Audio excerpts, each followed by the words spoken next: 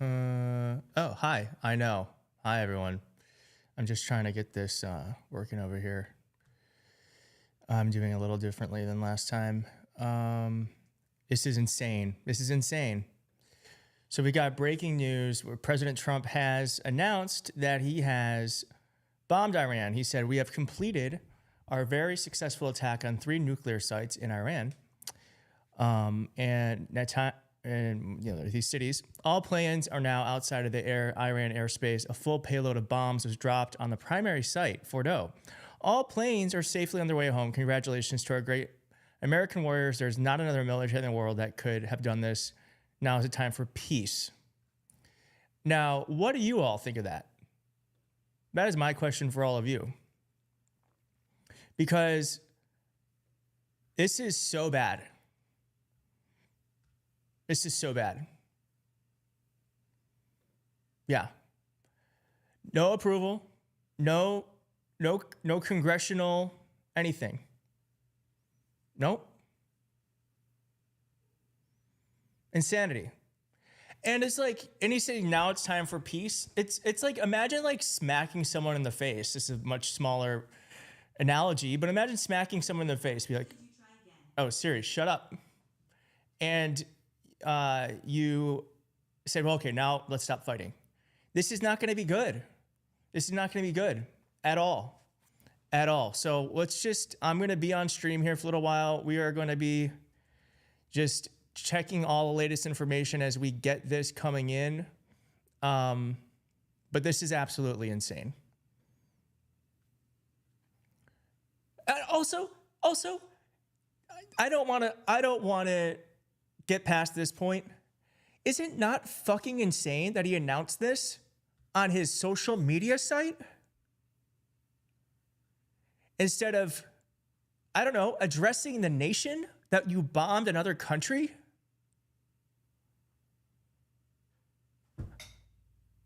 Like, I don't know, why don't you read a speech from the Oval Office, you like fucking scared piece of shit?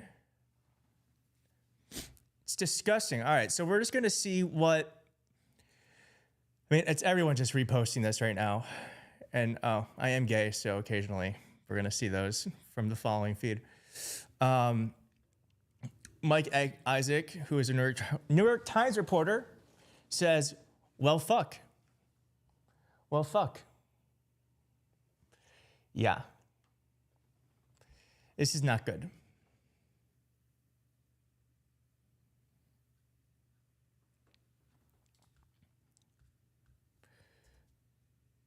All right, I'm going to keep.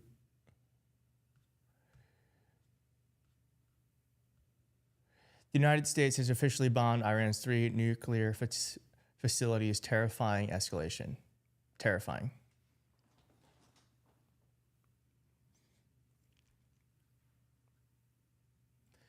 Trying to go through your comments here. My God, he is committed to war. Yeah, this is an act of war. Let's be clear. This doesn't stop here. When you bomb another country, it does not stop here. He is a loose cannon, no guardrails. I love it. The gayness came out. Let me see the rest. Yeah. Army, Navy, Air Force, Marines arrest that orange man wannabe. Lord help us now. Yeah, I mean, I actually, I know it's my job to have something to say. I'm actually quite speechless that this is happening. Where is Congress? We don't have 3 branches of government anymore. It feels like we just have the judicial branch, which for now is holding strong. And then we have the executive. The Congress is nowhere to be found. Nowhere to be found. All right, let's see if the New York Times has anything on this yet.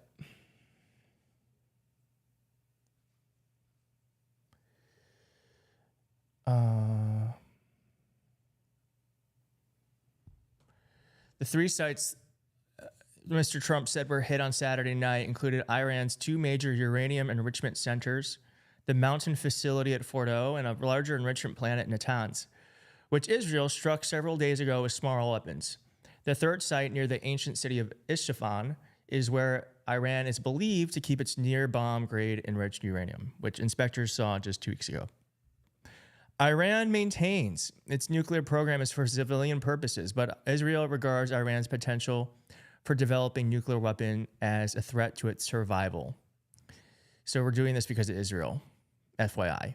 Israel's foreign minister, Gideon Sar, said on Saturday that Israel's bombing campaign had pushed Iran 2 or 3 years back from the capability to make a nuclear weapon. Still, Israel has yet to fully destroy some of the most significant nuclear enrichment sites. Here's what else to know. Saturday strikes. Israel launched a wave of airstrikes against missile sites and nuclear facility and munitions storage sites in Iran. I don't understand, y'all.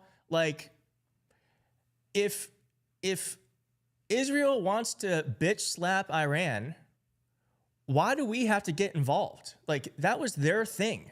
Like, Netanyahu is insane. He's an insane person who, like Trump, the difference is Trump never got actually convicted of anything or faced any repercussions, but Netanyahu is facing a lot of corruption charges. And he's fucked with their Supreme Court. And then he got into this war with Gaza to try to get himself out of this mess. And now he's got to keep it going because Gaza's pretty much wrapped up because he's like pretty much leveled the place. And now he has to start a new war because he doesn't want to get in trouble. And now we're getting brought into this shit.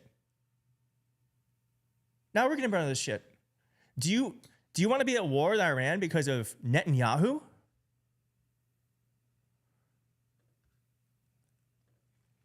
All right, we got more updates.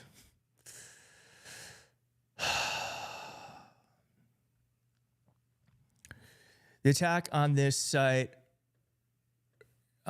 is the first time since the Iranian Revolution in 1979 that the United States has sent its Air Force to strike major facilities inside the country. An act of war. The New York Times is calling this an act of war. An act of war.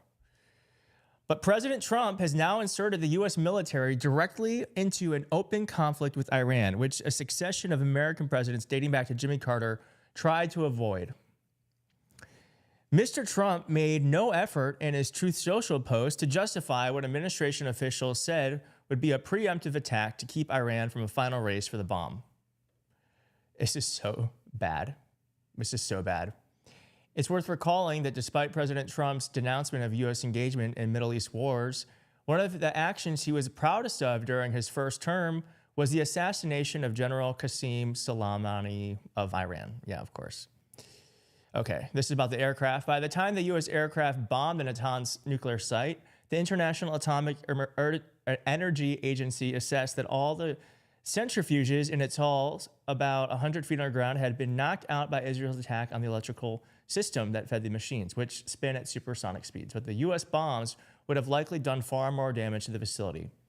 The same one that the Bush and Obama administrations hit more than 15 years ago in Stuxnet cyber attack. There's so many really hard things to pronounce while I'm reading this stuff.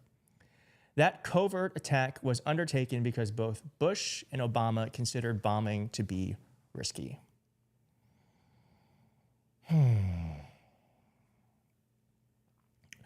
Bella Italian says Putin is laughing. Yeah, but I don't think he's laughing. I think he's jumping for joy. He's jumping for joy. It's just fucking nuts. Sorry, I'm like a little, it's insane. I'm just going to tweet. Well, I'm not going to do that. I'm just going to tweet, what the fuck? That's pretty much how I feel right now. What the fuck?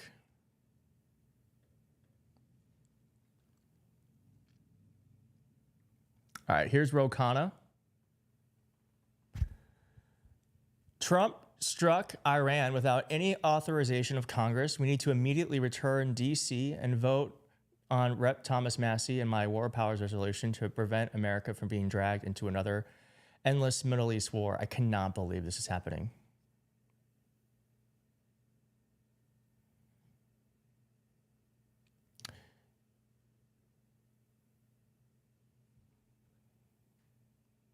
My God. Okay. Okay. Oh my God. Here's someone saying they're proud of Trump.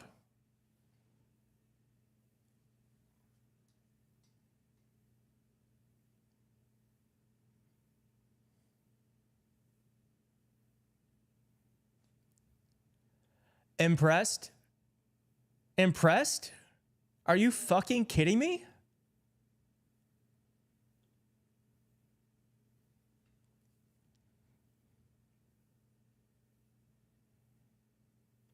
Wait, can you hear that? Can you hear CNN?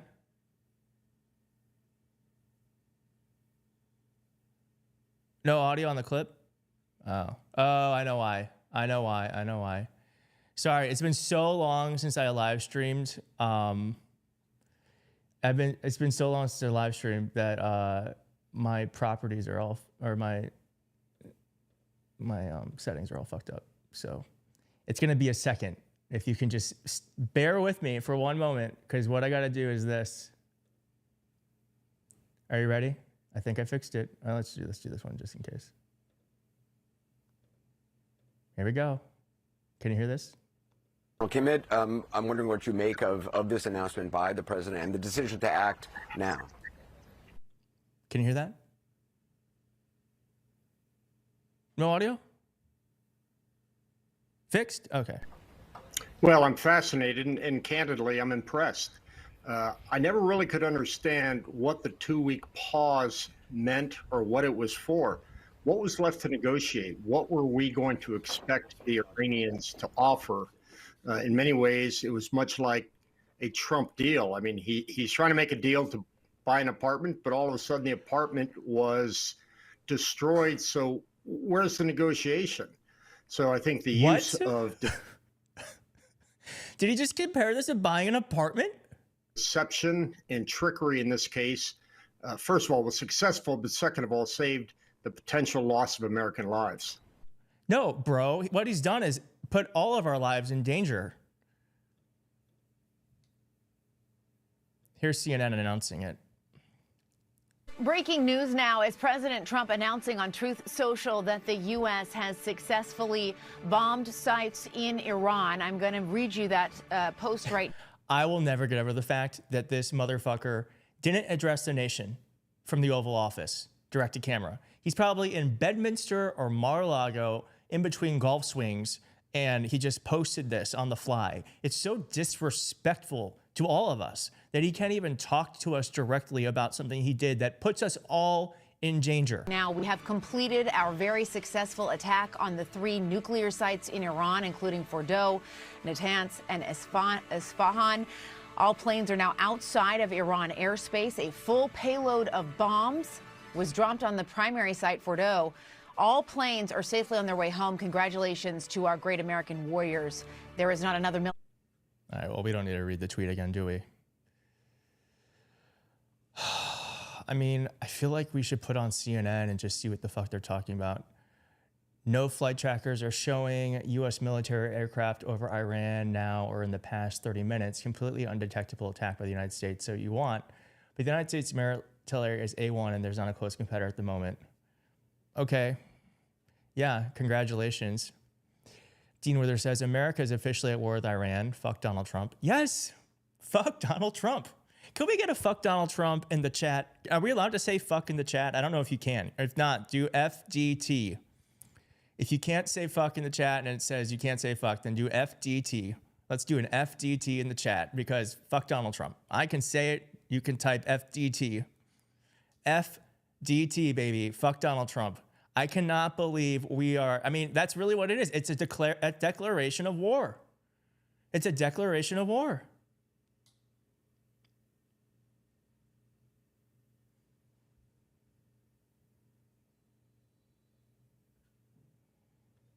All right, let's keep going.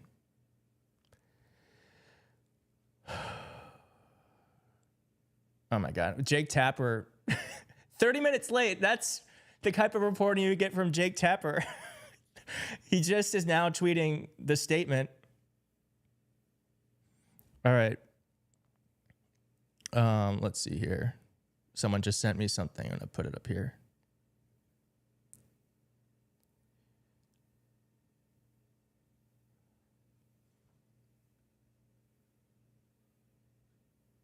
So exactly what authorization for use of military force is Trump using to bomb Iran?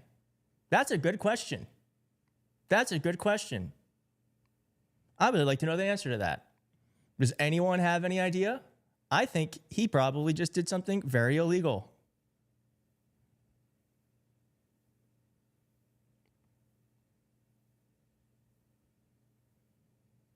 Sorry, I'm just texting someone.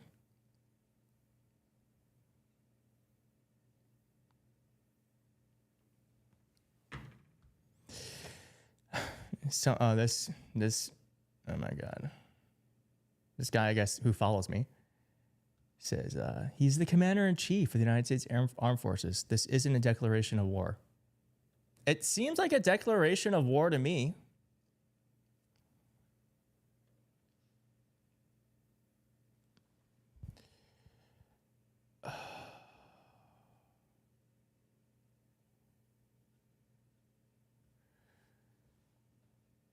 Here's Laura Loomer. To all the mass post-deletions from fake MAGA grifters and the Democrat coalition who jumped onto the Trump campaign like leeches. You're about to see the biggest 180 from these grifters who called Trump a warmonger, said he should be impeached. I want these people out of our party. I cannot stand them. Well, there's no silver lining to this, but I guess this is going to completely destroy the MAGA coalition. It's going to completely destroy the coalition. All right, I got some more updates here. Senator Lindsey Graham probably is for this. He says it was the right call. And he had been in regular contact with President Trump to argue in favor of strikes. The regime deserves it, he said on this post Saturday. I don't understand, and maybe this is me being naive. But yeah, Debbie asked, do you think he's going to start the draft? I don't know. But, what gives us the right to bomb another country? You know, maybe that's really fucking, I don't know. Maybe that's just, I don't know what the word is, naive, or I don't know, too innocent, but it's, I mean, deserved it for what? What have they done to us? What have they done to us? I truly don't understand. While the attacks on Fordo and Natanz were expected, Isfahan was actually the more complex and less discussed target. Laboratories there don't work on how to convert uranium into the form that would be needed to actually produce a weapon, and most of the near-bomb grade fuel enriched to 60% was in special casks deep inside one of the many laboratories and storage sites. Their locations were known by international inspectors, at least until a few weeks ago. It was unclear whether Iran moved those supplies, as some Iranian officials suggested in recent days. Wow. Oh my God. The president just tweeted this. I'm coming. Maybe he could address the nation. Fordo is gone. That's what the president's treating now. He's treating this like it's a reality show. This is fucking sick. And he's not even...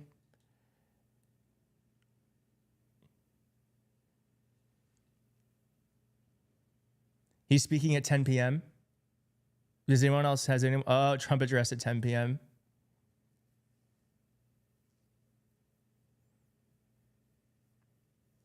Well, he's got to address us. He's just fucking posting about it online. Yeah, we did. I mean, I guess I'll ask the chat. Do you think this is a declaration of war? I kind of feel like, yeah. How is it not? And like that person said, under what authority can he do this? Mark, thank you for the $5 Canadian. He says now he can declare martial law and no elections in 2026. I mean, I hate being negative on the channel because I think negativity stops good things from growing. But you can kind of feel like, I don't know, you can feel a little bit that would Kash Patel and Pete Hegseth go to Philadelphia and say like, hey, on election day, like there's irregular voting happening here. We're taking these machines. Would they do that in Detroit, in Atlanta, in DC? I don't know. The thing is it doesn't sound that crazy of an idea. So yeah, I'm worried about our elections for sure. I'm worried about the state of our world. I'm worried about Tom Nichols says, I said yesterday that he was itching to do it. Yep. Tom Massey, Republican. Wow. Says this is not constitutional. Yes, someone said you can't put anything past him now. That's absolutely right.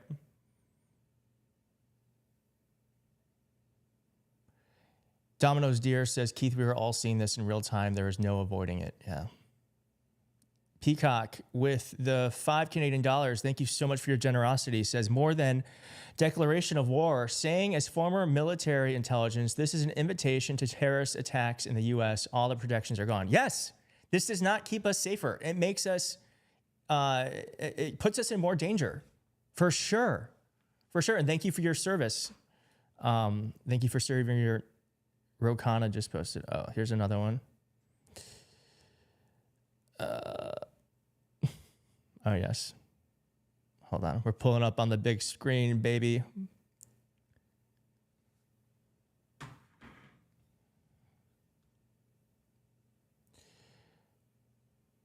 Donald Trump, 12 years ago, remember that I predicted a long time ago that President Obama will attack Iran because of his inability to negotiate properly, not skilled.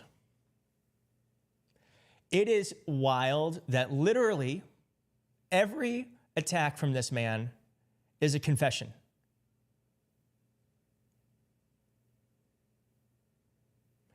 Yeah, Congress didn't approve it. Tally, that's a good point. She says this could also affect us economically. Yeah.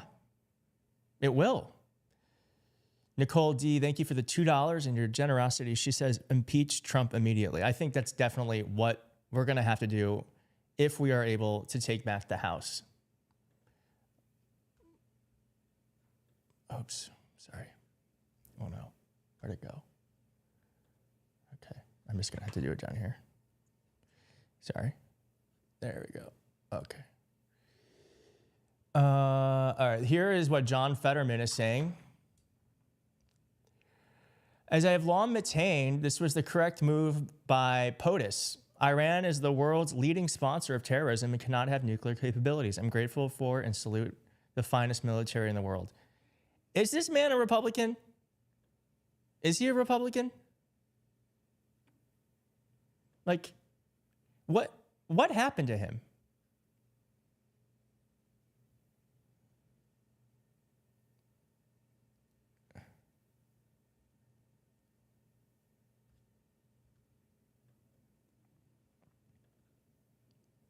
All right, let's see what other updates we have here.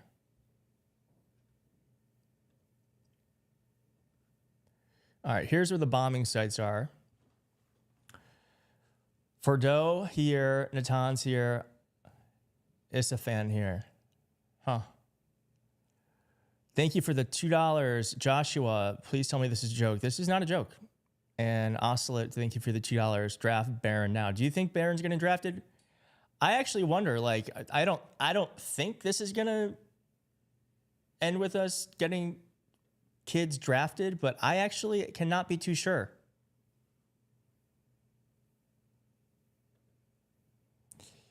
Hey, I just want to say real quick, thank you all for being here right now. I know it's a Saturday night and there's a lot of things you could be doing, but it is great that we can have this community here together.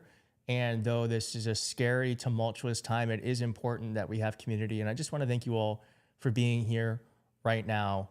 And, you know, I wish we were here under better circumstances. I wish we were here with the Kamala Harris presidency, but I am grateful that we are at least here together. Because being together makes this much easier than if we were all alone as this really scary news unfolds. So thank you all for being here and allowing this community take place. All right. This guy's smart. I want to keep reading him. Hardly the least concerning thing tonight, but it's quite remarkable that the President of the United States owns a social media company where he makes major announcements like, say, the decision to bomb a country. We've been saying that. That's something we've been saying all night. Jamie says, thank you, Keith, and gave $10. Well, thank you, Jamie, for the generosity. Thank you so much. Okay. All right, I'm just gonna turn on CNN for a second just to see what they're saying, because they can get good people on there, and they probably have people talking that are knowledgeable about this stuff. Oh, they have real time with Bill Maher on right now. Of this arrangement, and those who are working on that believe there might be an opening to actually get a ceasefire in Gaza, which is desperately needed. So there is some hope here, some hope. Okay, no, we're not watching this. We're not watching that. I can't do that. Nope. We're gonna stay in here where we have sanity.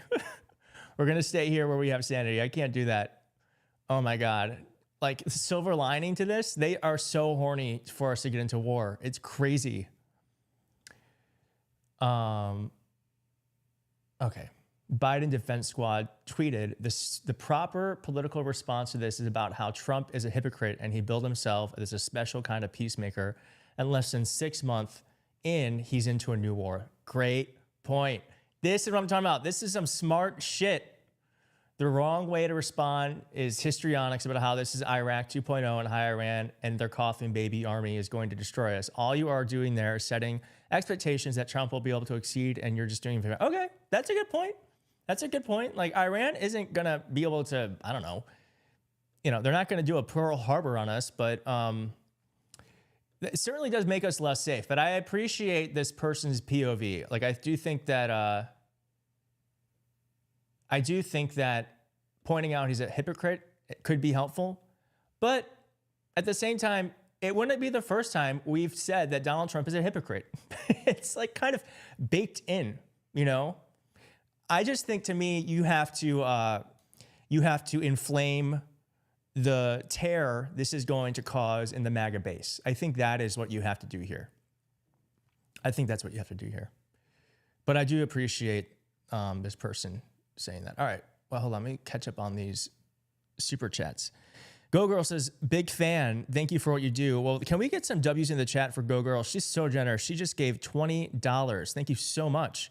Kathleen Connors just goes, OMG. Thank you, Kathleen, for the $20 and your generosity. I'm sorry we have to be here right now. Wendy D, I don't know if I called this one, but thank you for your coverage. And I just want to say thank you for the 20 Canadian dollars. I think that's all of them. Oh, Shadow Kane gave $200 of NOK. I don't know what that is, but will you show Donald Trump's speech on your channel live? Yeah, I mean, I guess if we're on here for an hour and a half, we can watch it live. But yeah. What's up with those eyes? I know guys, when I'm reading, I have really intense eyes. I'm sorry. It's just like, it's a thing. I'm trying to work on it because people keep bringing it up. Elizabeth Hawkins gave $20. Thank you so much. And Sydney for MY is a member of the channel now. So thank you so much for joining up. Okay. Let's go back to this.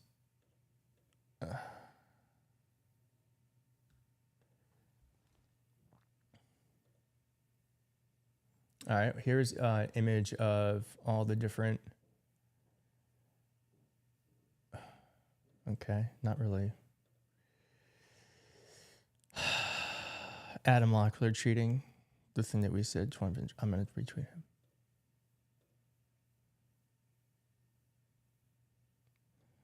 Oh my God, Biden aide, all but endorsing the strikes on CNN.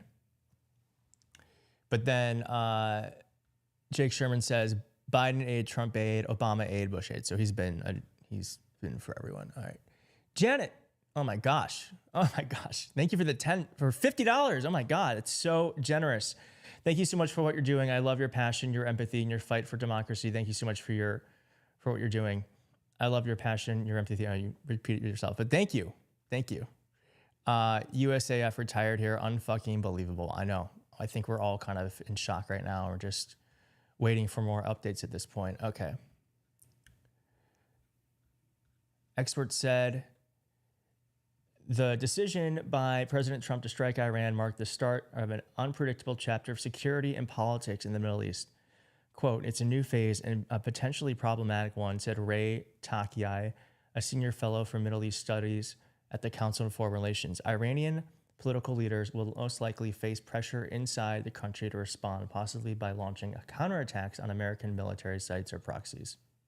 Yeah, so this is how it turns into a war, because we slap them, they're gonna bitch slap us, and it's gonna be nonstop. They were very, very humiliated in every possible way, and that makes them vulnerable to their population and to domestic critics. They would have to essentially restore pride in some way. Oof. So this guy's all but predicting there's gonna be some sort of attack on us. Thank you for the $20, Jenny. Dustin says, and thank you for the $10, Dustin, they could have sleeper agents able to hurt us. NTM, new drone attack, which Iran has, they can operate spiderweb, also shipping in the area at a risk at our bases. They are not toothless. Yeah, I think we just went through that. You're absolutely correct. Kate says, thank you for being on top of this, Keith. Cool to have you do this in real time. Pretext to stopping election martial law. If U.S. is going to attack without notice, are we next? Yeah. I mean, I don't know if we're next. I love your content. I love your eyes, and I love you. Oh, thank you, Just Cody. You're the go to democracy. Thank you. All right. Sorry, you guys are so nice, but this isn't about me. Let's keep this aged like milk in the sun. Hello. Join me as I say these words. We hold these truths, proud Americans, and understanding that these very rights are under attack. So we face this historic crossroads where our freedom and our future is in our hands. There's never been a more clear choice in any election in my life, and our ability to live in a truly peaceful and free and prosperous country is on the line. I love you too. It compels us to take action to save our country and defend our freedom.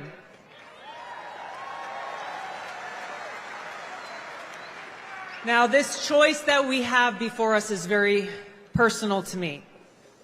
I'm a lieutenant colonel in the Army Reserve. I've served now for over 21 years. Here we go. Here comes the good stuff.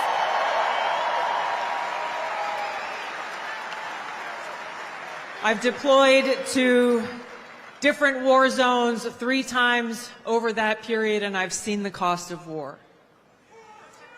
For my brothers and sisters who paid the ultimate price, I carry their memories and their sacrifice in my heart every day. So this choice that we have before us as Americans is critical. It's important to us. It's important to those of us who serve, who have volunteered to put our lives on the line for the safety, security, and freedom of our country and our people, and it's critical to all of us.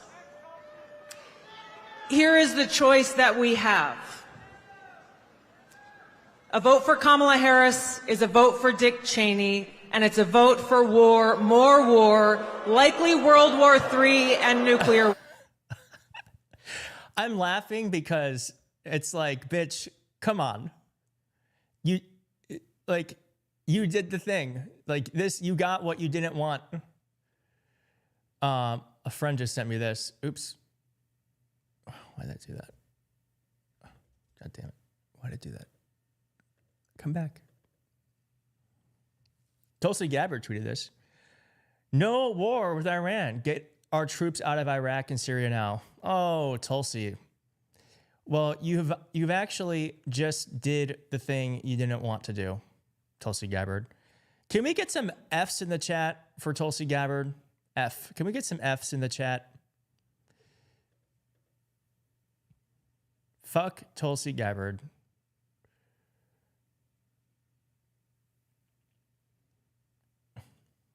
Speaking of World War III, I'll keep you out of World War III. What would happen if we had a war?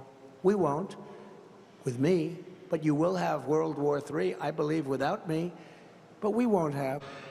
I will be sure that World War III will not happen. I'm the only one can say it won't happen. But I stand here today, and I'm the only candidate who can make this promise. I will prevent, and very easily, World War III, very easily. Russia is still at war with Ukraine. Israel has leveled Gaza, is continuing to assault Gaza, has expanded that war to Iran. At the same time, India and Pakistan fought each other. There's a ceasefire at the moment. We don't know how long that'll hold. And now we have bombed Iran. And I believe someone said Anonymous is reporting that, let me look, Anonymous, I don't know how they, who is Anonymous? Y'all keep mentioning Anonymous. I didn't know this is a thing. Who is Anonymous? But y'all are saying that Anonymous is saying that there's going to be a strike here. That's what they're saying. So, Marco Rubio just shared this tweet, okay? It's my friend Jordan. Is this shirt still available? I'm gonna do this right real fast. I'd like one in a size medium, please. They're hackers? Anonymous, anyone not using their... No, there's like a group of people called Anonymous. Okay.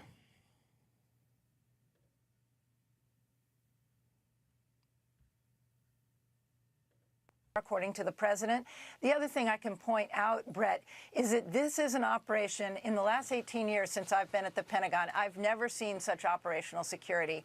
There was nobody speaking about this, any of the preparations. There was a complete lock. I guess, like, until we find out it was all set on signal. Down, almost a blackout of information for the last few days. I'm sitting here in the Pentagon right now. I can tell you the hallways are empty. And all of the information is coming right now out of the White House. That is a significant achievement because there were no leaks about the timing. Now, sometimes I think those who, a lot of the flight trackers, the open source intelligence flight trackers, that flight radar did indicate some of the when the B-2s took off from White. Someone just said, where was that? Someone said, well, someone said no one was aware of it, so no one can leak it, basically, because Donald Trump probably did this with zero to no oversight. But again, nobody really expected that it would take place this evening. If you looked at the moon schedule, you might have had a clue because it was a waning crescent and almost a new moon on the 25th, so it would have been very, very dark. I'm sorry to share Fox. I just want to, I mean, this is a reporter. She might be reporting for Fox, but it's, you know, bombs you. It's time for peace now. All right. I will be giving an address to the nation at 10 p.m. at the White House regarding a very successful military operation in Iran. This is an historic moment for the United States of America, Israel, and the world. Iran must now agree to end this war. Thank you. Lord God. Oh, yeah. The pro-peace ticket. How'd that work out? How'd that work out?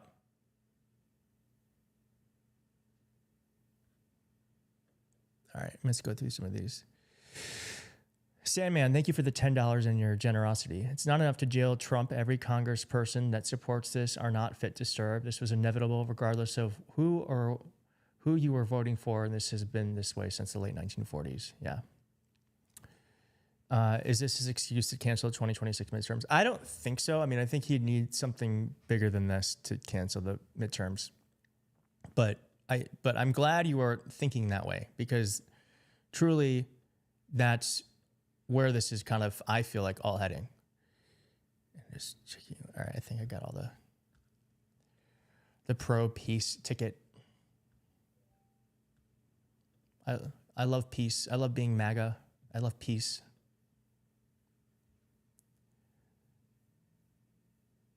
Senator Roger Wicker, a Republican,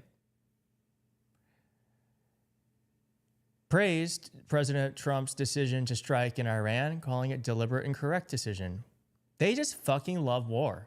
We now have very serious choices ahead to provide security for our citizens and our allies and stability for the Middle East. What's crazy is that Donald Trump did this. I think I have the clip on me. Donald Trump did this. I did a video about this yesterday and no one watched it, so I'm going to show you now. Donald Trump did this, and this Republican accidentally admitted that the Trump administration has not shared any intelligence with Congress. So they don't know why he's doing this. They have absolutely no insight. They're in the dark. Significant moment in our history, and really one of the most important decisions that the president or any member of Congress would make. It is within Congress's constitutional authority to be the ones that do declare war. The president has limited powers here. He can do an isolated or targeted strike. He can send troops to a region as a deterrent. There's certain things that he can do, and that's what he's weighing. And obviously, the members of Congress, we have not yet received an intelligence classified briefing, so we're dealing with limited information than what the president is right now. No briefing. Congress has never received a briefing before he did this.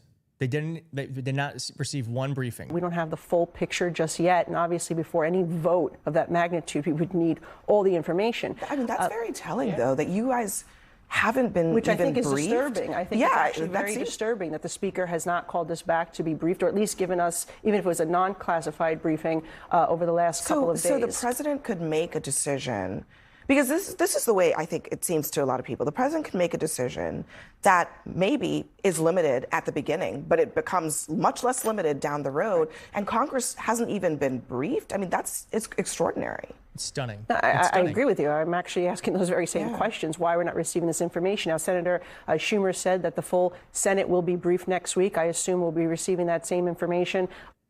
Yeah, I guess you'll be receiving it after the guy did the thing. So congrats on being a feckless branch of our government. You can't even, it's just insane. And it is scary. Thank you all for the super chats. Real fast, let's see here. Cats Walk, thank you for the $10. We Saber judiciary system is holding, but Trump keeps doing whatever he wants, so are they? Well, I guess that's a good point. J-Mam, two. His sister did his homework. Who is surprised at this chaos? Yeah. Thank you for the 19,000 people who are watching right now. And then I also have Senator Mark Warner saying the exact same thing that Republican said. This could lead. I want to play a little bit from the show yesterday, and I think it's important to bring this back up. This is the vice chair of Senate Intel, Mark Warner, on this show talking about what he does know, but more likely what he does not know about what's happening. Let's play it. I have no foggy idea what American policy is right now towards this circumstance. I'm the vice chair of the Intelligence Committee. If I don't have the foggiest idea, what do the American people know? And for that matter, what do our few friends remaining around the world know? Last week he was saying Israel can do this on our own without our help. Now, we have been helping them defensively, but now making these threats on tweet. What does unconditional surrender mean? Who is Iran supposed to surrender to? And as I said a little more respectfully, you start a war in the Middle East, it's easy to start. They are hard to end. And I thought the American public, one of the reasons I hired this guy was not to create endless wars in the Middle East. And with a lack of a policy, without any brief to Congress, for him to potentially take this action. Peter, how? No brief to Congress. No brief to Congress. It's insane. It's insane. It's impeachable, to be quite frank. Senator Mike Johnson, or Senator. Oops. Sorry. Speaker Mike Johnson says this. All right, back over. Sorry. Okay, there we go. Gotta resize it. Okay. The military operations in Iran should serve as a clear reminder to our adversaries and allies that President Trump means what he says. Oh, yeah. Okay. The president gave Iran's leader every opportunity to make a deal, but Iran refused to commit to a nuclear disarmament agreement. President Trump has been consistent and clear that a nuclear-armed Iran will not be tolerated. That position has now been enforced with strength, precision, and clarity. The president's decisive action prevents the world's largest state sponsor of terrorism, which chants death to America, from attaining the most lethal weapon on the planet. This is America First policy in action. Oh my gosh. God bless our brave women and men in uniform, the most lethal fighting force on the planet, and we pray for their safe return home. Go fuck yourself. Go fuck yourself. 100% go fuck yourself. Let's get some FDTs in the chat. Go fuck yourself. Donald Trump should not be allowed to do this without Congress's approval. And at the very least, they shouldn't be able to do it without being briefed. Like, no one knows why they did this. John Thune just said something probably very similar. This is the Senate Majority Leader. The regime in Iran, which has committed itself to bringing death to America and wiping Israel off the map, has rejected all diplomatic pathways to peace. The mullah's misguided pursuit of nuclear weapons must be stopped as we take action tonight to ensure our nuclear weapon remains out of reach for Iran. I stand with President Trump and pray for the American troops and personnel in harm's way. Feckless. Absolutely feckless. It's incredible. It's incredible. Okay. I want to see, do we want to, like, did Chuck Schumer say anything yet? Do we think? Nope.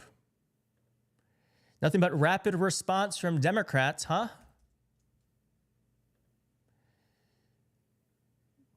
Hakeem Jeffries? Nope. Are our leaders going to say anything? It's been an hour. It's been more than an hour. This is the problem, is like, y'all have to like be on top of this shit. The Gavin Newsom method works, like be anywhere and everywhere. And it's not okay that the news is covering this right now and they don't have your input into the story. It's all being shaped by the right wing. It's not okay. It's not okay.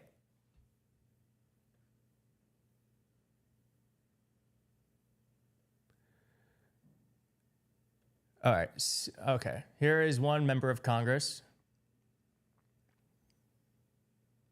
Sarah Jacobs says, Trump's strikes against Iran are not only unconstitutional, but an escalation that risks bringing the U.S. into another endless and deadly war. That is the shit I'm talking about. Where's Chuck Schumer with that? Where is Hakeem Jeffries? Also, can we get a shout out to Hussein, who is literally a friend of mine and is watching and is sending me tweets to share. So thank you, Hussein, for helping keep the audience informed as this story unfolds in front of us. So thank you, Hussein. It's very, very nice of you. Okay.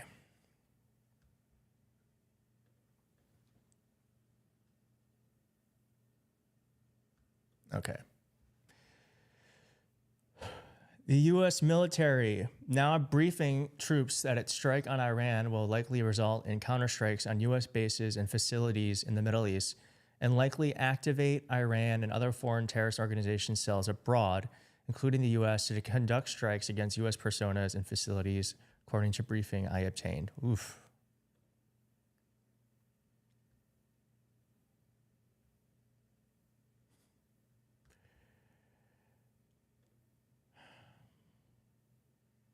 Okay, here's more. Barack Obama, we do not need 4 more years of chaos. I agree. Let's get Trump back in so we can have peace in Ukraine, Israel, and the Middle East. Nice. Absolutely.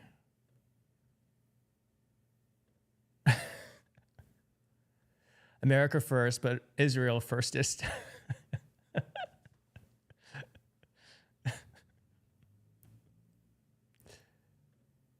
Someone else posted this. Where is it? Open.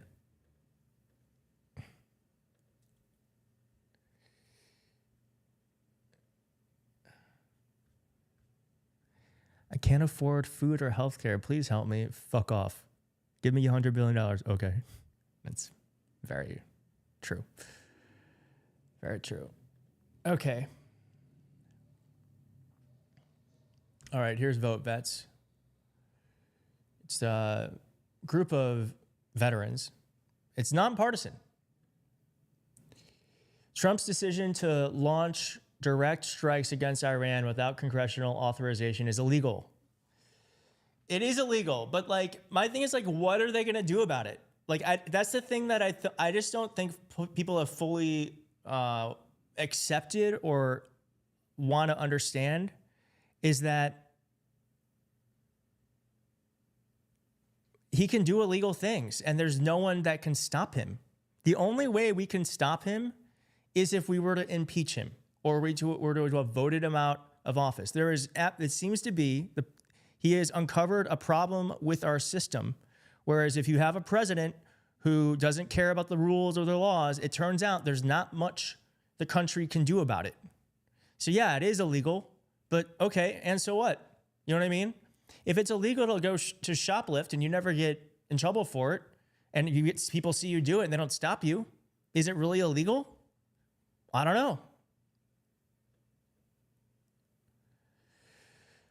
All right. Sasha Gabol, thank you for the $20 and your generosity. No, you guys need to understand, you MAGA people, you people that voted third party, didn't put Dems in charge. We don't have the House. We don't have the Senate.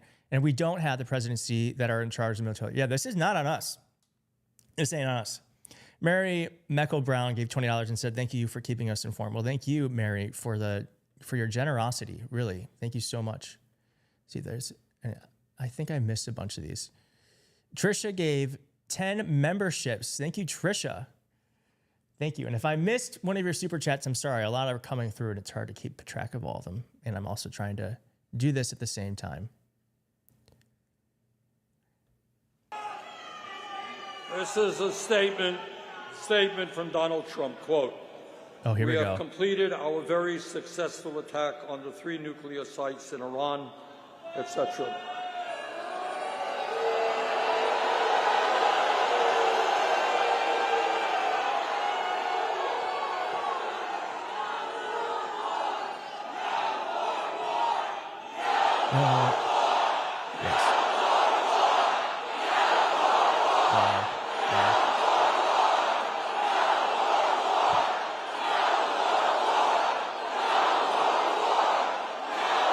I agree. And I want to tell you something. Not only is this news that I've just heard this second alarming, that all of you have just heard, but it is so grossly unconstitutional. All of you know that the only entity that can take this country to war is the U.S. Congress. The president does not have the right.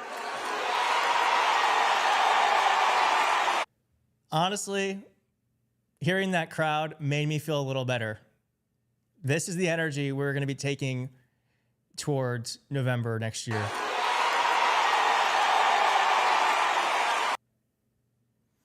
Let it be a reminder that what he's doing is very unpopular. And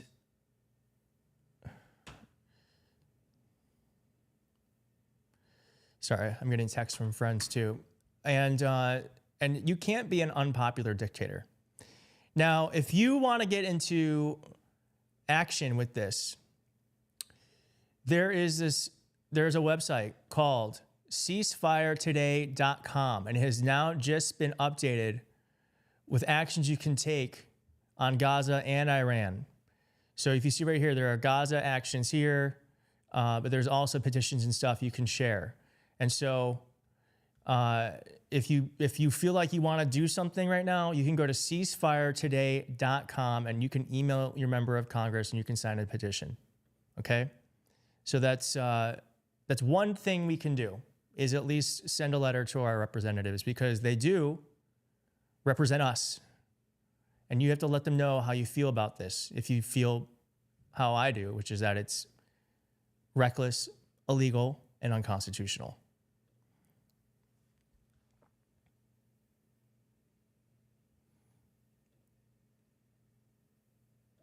Is Twitter broken? There it is.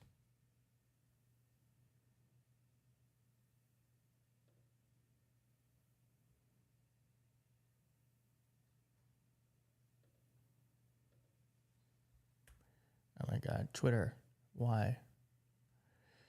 Mehdi Hassan says, this is a war crime and a violation of the UN Charter and the NPT, the anti-war president. What a disgrace. Well, that's one thing is Donald Trump has literally never, oh my God, Marjorie Taylor Greene. Marjorie Taylor Greene just came out smacking Donald Trump. Holy shit. Wow. This is what I'm talking about. This is going to create a huge fissure within the Republican Party.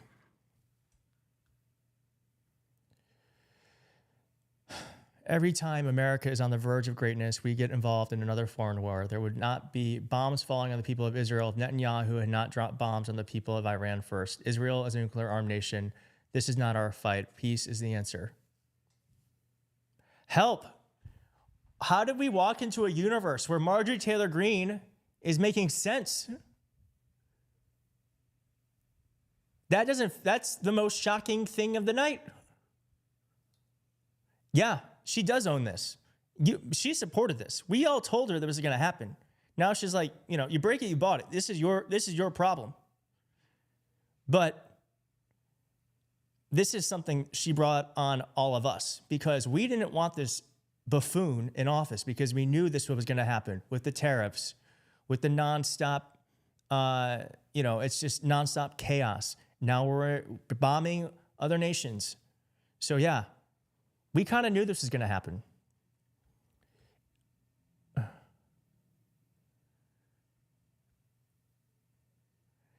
Hey, warmongering, Karis voters, votes for Gulf War 3. Yeah. Okay. Let's see if there's any updates on the New York Times.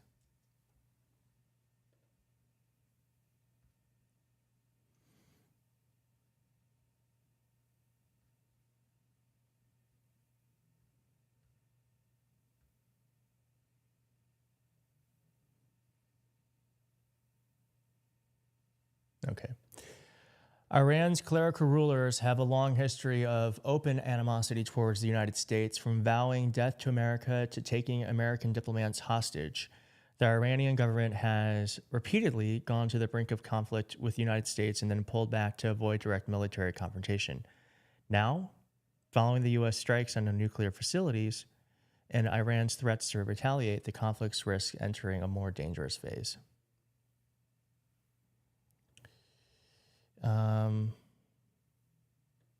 Rep Jim Hines, let's find this actually. Let's find this tweet. He was supposed to come on the channel and I need an assistant. It's hard to organize. Okay. According to the Constitution, we are both sworn to defend. My attention to this matter comes before bombs fall, full stop. Yeah. It's crazy he did this without telling Congress. All right, Israel's former defense minister said in a social media post that President Trump had made a bold decision for the United States, for Israel, and for all humanity. Gallant, who was fired by Prime Minister Benjamin Netanyahu in November after the two clashed in Israel's war against Hamas, has notably expressed continuous support of Netanyahu's efforts against Iran. I cannot believe we're brought into this. A U.S. official who spoke on condition of anonymity to discuss confidential intelligence said that, it's probably Pete Hegseth, said that multiple 30,000-pound bunker bombs were dropped on Fordo and that initial damage assessments indicated that the facility had been taken off the table. 30,000-pound bunker bombs?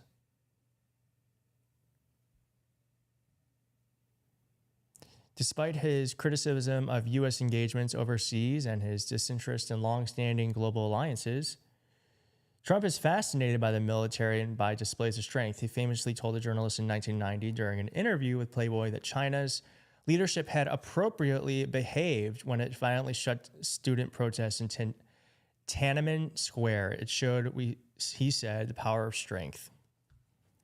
Yeah. No, he's the peace candidate. He's the peacetime president. He's the peacetime president. if any other stuff here.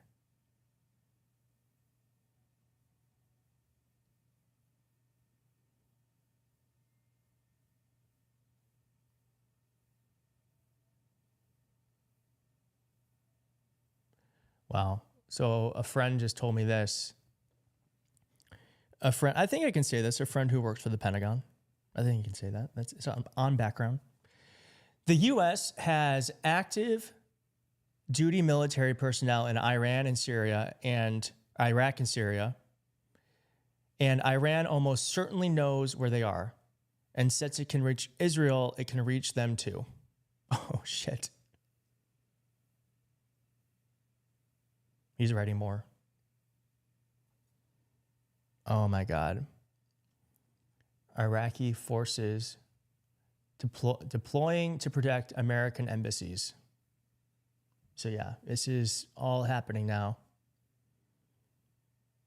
This is why I mean, we saw in those clips, they're like, this isn't as simple as dropping a bomb and saying, all right, no more nuclear weapons for you, because this is going to cause a ricochet. And we're seeing that happen in real time now.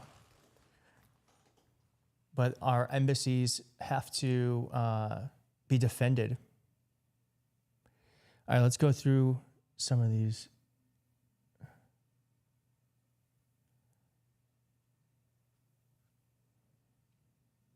Has Musk talked about it? Let's look.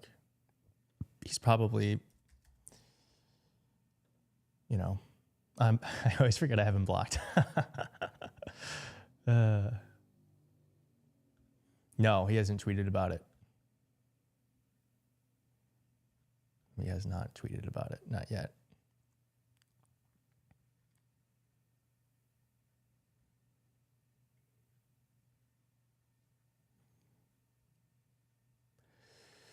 Ron Filipkowski says, and just like that, the no new wars, people are all in on a new war, proving again that they really believe in nothing other than what one man tells them to believe today, which could be different tomorrow, the very definition of a cult. Yes.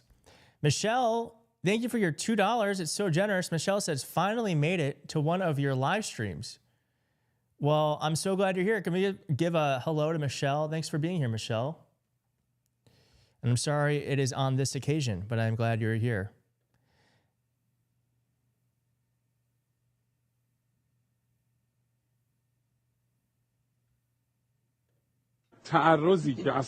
Now, this is Iranian state TV saying if U.S. attacks Iran, and it just did, it would act to close Strait of Hormuz. ایالات متحده آمریکا علیه ایران صورت بگیره تبعات خاص خودش رو داره. پیش از این ایران If you're listening, there are captions on the actual screen. صراحتاً اعلام کرده، مقامات دیپلماتیک رو احضار کرده، از طریق سفارت سوئیس و آمریکایی‌ها انتقال داده شده که این جنگ شما نیست. به ماجرایی که ارتباطی با شما نداره ورود نکنید. یک چیزی بین ایران و اسرائیل و ما خودمون ماجرا رو پیش میبریم.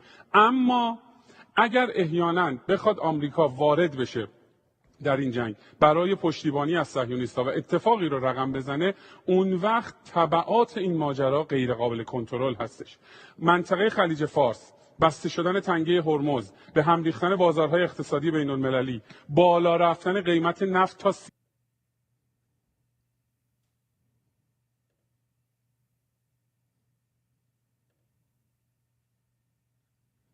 This is really good. I'm going to actually repost it. It's better now. It's better now with this new context. Okay. Hannity. Let's see what this piece of shit has to say. And welcome to Hannity. We begin tonight with this Fox News alert. I just spoke to the President of the United States. I have some new information and breaking details to share about tonight's what is historic air campaign. Now, tonight, Iran's nuclear ambitions, they are officially dead. It appears the United States just completely obliterated Iran's top secret Fordow nuclear facility with 6 huge bunker buster bombs. It was originally speculated that you would only need 2. It turns out they used 5 to 6 dropped from America's stealth B-2 bombers. And that's not all. 2 other major Iranian nuclear sites, Natanz and Esfahan, were wiped out with 30 Tomahawk missiles launched by American submarines some 400 miles away. Everyone is out of harm's way for now. Someone made a good point. He told Hannity about this before he told Congress. Think about that. A Fox News host was given information about this before members of Congress found out. I think probably members of Congress found out when we all found out. Like, what the fuck is happening?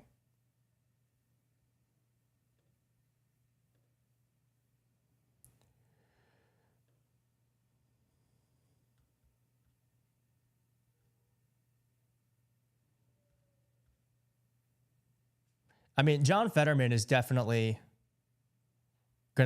he's gonna become a Republican, right? Here he is giving 3 emoji flags to his post about how he feels like it's the correct move to bomb Iran.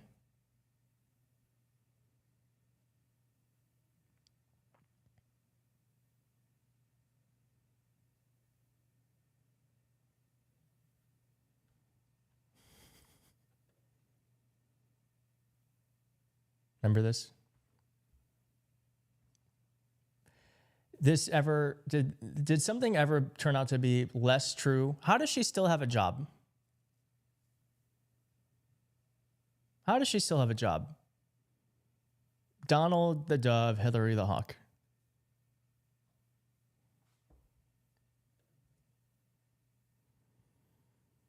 Okay.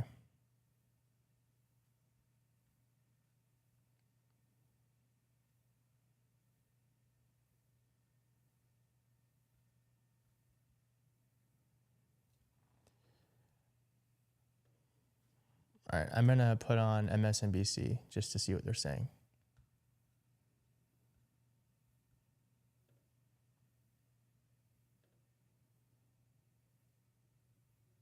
President J.D. Vance and a couple of other people who have been key to the president in this decision-making did start to lay the groundwork a couple of days ago for this rationale of potentially dropping bombs in Iran, saying that this is a president who will respond with great force if he feels there's any risk to American assets or personnel. And we know that that was a little bit of a... I'm going to get some water real fast. So this is going to play while I'm getting water, but I'll be back in like literally a minute. Could be exposure to or retaliation to U.S. military personnel or U.S. interests abroad and also at home. And that was something that drove a little bit of this decision as well. But I think that you're going to now see also this major split in MAGA world play out in real time, with a lot of people in his base who were arguing quite publicly against this kind of military intervention from the U.S., and then some who were trying to back him up and say that this is a president who should be trusted for making these decisions, and trying to argue that he, if he did it, would be in the right authority to do so. But I think he keeps saying that his supporters will love him no matter what. But I think this is a real question for the base and those millions of supporters who do have differing views on this, Rachel. NBC News White House correspondent Monica Alba joining us from Washington. Monica, thank you. I know it's going to be a long night. I really appreciate you being here with us. We're going to go now to Tel Aviv, where NBC News international correspondent Matt Bradley is standing by. Matt, thank you very much for joining us on this very consequential night. What can you tell us about the reaction tonight in Israel and what we know about what led to this decision by the U.S. government? Yeah, well, we don't know so much about the reaction. It's very, very late at night here. But I can tell you that this is going to be a hugely popular decision here in Israel. There were actually signs out on the highways with a picture of the president saying, "Finish the job, Mr. President." There was a lot of expectation here that the U.S. would intervene on Israel's behalf, despite the fact that we keep hearing how President Trump had been basically running as an isolationist. But we have to remember, too, Rachel, that the president's first term wasn't entirely free of the kinds of it. All right. Well, this just happened. Iran state TV. Where the fuck is it? There's a map of U.S. military bases in the Middle East declaring, Mr. Trump, you started it and we will end it. من هدف مشروع ایران هستند. آمریکا با این اقدامی که انجام داد علیه ایران و حریم هوایی ایران را شکست و جنایت علیه ایران انجام داد دیگه جایی در منطقه غرب آسیا نداره. آقای رئیس جمهور آمریکا شما شروع کردید و ما تمومش خواهیم کرد. Wow. All right, my source, the Pentagon, is telling us this now. So we just heard Sean Hannity saying that they killed Iranian's nuclear program, the Iranian nuclear program. But my source of the Pentagon says there is no way we know the status of nuclear sites, especially the deepest one at Fordo. Battle damage assessment just doesn't happen that fast. It takes hours to days at best. So Trump or Hannity proclaiming the death of the Iranian nuclear programs tonight is most likely just Trump bullshit. So we don't know if the mission was even successful. So again, this is why it's so important that Democrats, like we need the Democrats out there. Where are the Democrats? Are they like on the phone saying, like trying to figure out what to say? Like it's not that hard.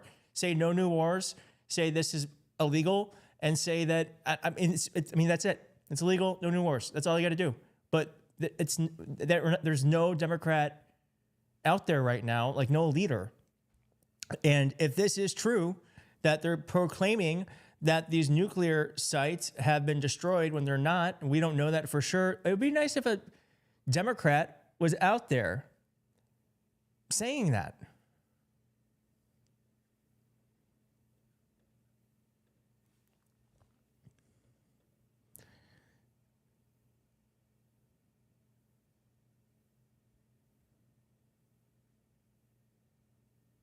All right, here is a Democrat actually tweeting something 2 hours after we heard the news. I'm seeking more, this is Rep. Jason Crow. I'm seeking more information about the strikes against Iran, but here's what we do know. Trump broke a promise to prevent America from entering new conflicts. Trump has once again exceeded his authority. 3, Congress must act now and reclaim constitutional power over America's use of military force. I think that's the headline for me.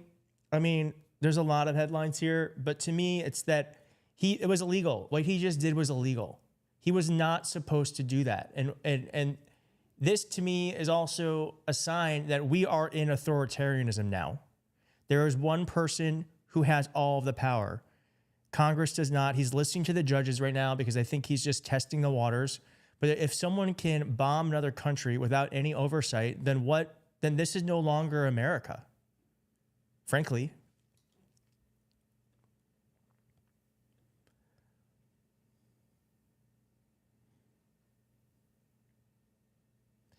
By the way, if you're liking this live stream, thank you for being here. And if you're not subscribed, please consider subscribing. We are one of the fastest growing liberal channels on YouTube. So I'd love for you to be a part of the community, and it is free. You just hit subscribe. And if you're already subscribed, hit like. Thank you.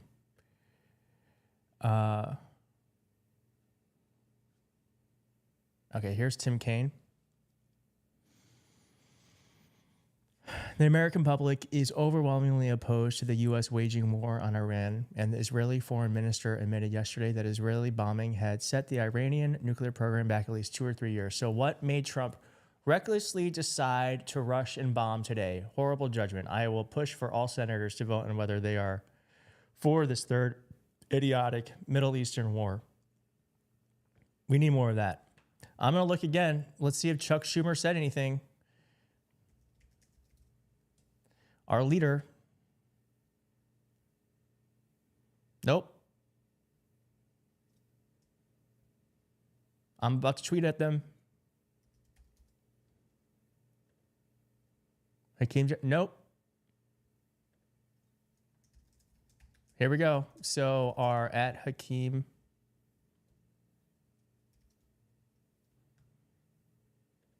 Jeffries and at Chuck Schumer going to say anything?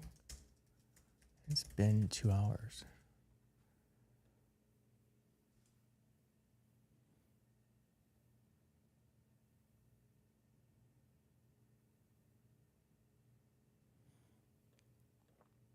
for the past week. And there's been very frightening evenings and some very serious damage to buildings, particularly here in Tel Aviv. This military move by Benjamin Netanyahu to strike against Iran has a more than 80% approval rate, according to a recent poll, among Jewish Israelis. So this is very popular, despite some level of suffering that Israelis have had to endure because of the Iranian retaliation. So for Israelis, this is going to be something that they're going to be very much cheering for. President Trump is already extremely popular here in Israel. He's likely to become even more so. But as you were saying, we don't know where the president is getting his information. I mean, we look at how he cast aside Tulsi. We have said this on the channel. We don't know where the fuck he's getting his information from. Because he got rid of Tulsi Gabbard's. All of the different parties, who are normally very raucous, fighting against each other, they seem very much united around this issue of attacking Iran and disabling its nuclear program. The big question, of course, is that all of this seems to be veering very dangerously towards this notion of regime change. And in fact, it almost seems as though the plan relies on nothing else but that eventuality, that the regime leading Iran could change. That, as we know from Americans, and our audience knows too, that is a very dangerous proposition, and one that has badly stung previous presidents ahead of President Trump. I imagine that the president might not see this as necessarily a big step for the United States, really forcefully going into Iran. He may see it, as many Israelis, I think, see it, as just a one-off of the kind that he was warned about in the past and that he executed, according to himself, very well. Qasem Soleimani's assassination back in 2020 is a very good example, when everybody told him that this was going to result in a lot of blowback from the Iranians, and it didn't really.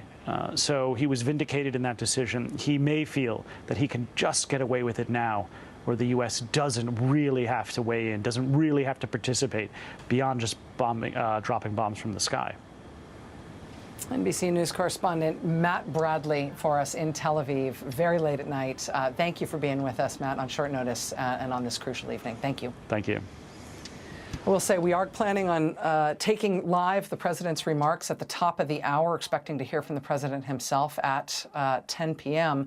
And again, as we've been talking about, there has been very little communication from the U.S. government, from the president in particular, to the American people about why something like this is necessary. There have been factions within U.S. politics who have advocated for the United States to go to war with Iran for decades. President Trump is generally politically credited with standing in opposition to those kinds of factions in U.S. politics, but he... Okay, my friend, or my source at the Pentagon says, I also would not want to be active duty American military personnel in Iraq or Syria. You can see the Iranians already signaling that they plan to strike those bases.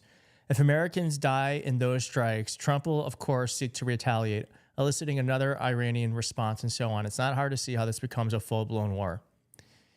Oh my God. If troops die because of this, I mean, we have military bases in the Middle East. Iran knows where they are. They're going to do something to us, for sure. And we have soldiers there, American soldiers there, who Donald Trump apparently liked so much that he gave them their own party, but he's now putting them in harm's way.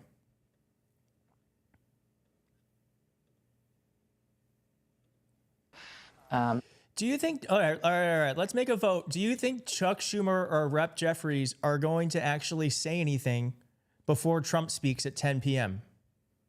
I think that would be good. Know that there has been, again, U.S. bombers that have bombed 3 sites in... Oh, Bernie's talking about it right now. Let's find this.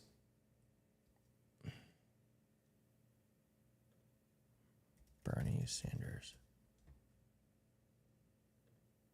Oh, it's not live, unfortunately.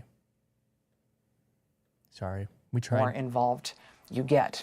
Joining us now is NBC News senior Pentagon correspondent Courtney Kuby.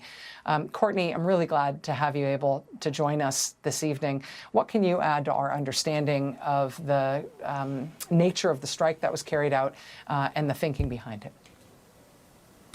Yeah, so, okay, we've been talking a a lot about Fordo, which is the facility that is in sort of central Iran. It's buried deep underneath about 200 feet of reinforced concrete. That's the one that most likely these bombers would have targeted with these massive bombs that we've been talking about. But Rachel, what we don't have answers to, and we are trying really hard at this hour, is to find out if any other U.S. military assets in the region may have been used as well. Remember, the U.S. has been building up their presence in the Middle East, not just since October 7th, but even just in these last few weeks and months.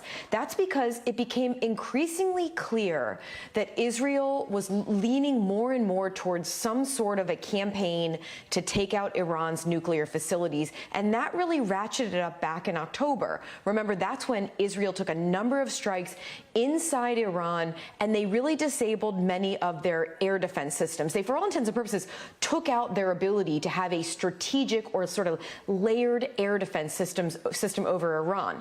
That's important because it means that makes it a lot safer, not totally safe, but a lot safer for military aircraft to fly into their airspace. Once they rebuild all those S-300s and get those radars back online and everything, it is exponentially more dangerous for a pilot to be flying into that airspace to take more strikes. Rachel, they have been building those capabilities back up in the months in between, and the belief was they would be fully back online in a short matter of time. I think that really played into many of the factors in the decision making between Israel deciding to begin this campaign against Iran. But in that time, the U.S. has also brought in additional air defense systems. We have the U.S. has ground-based interceptors in the THAADs and the Patriots.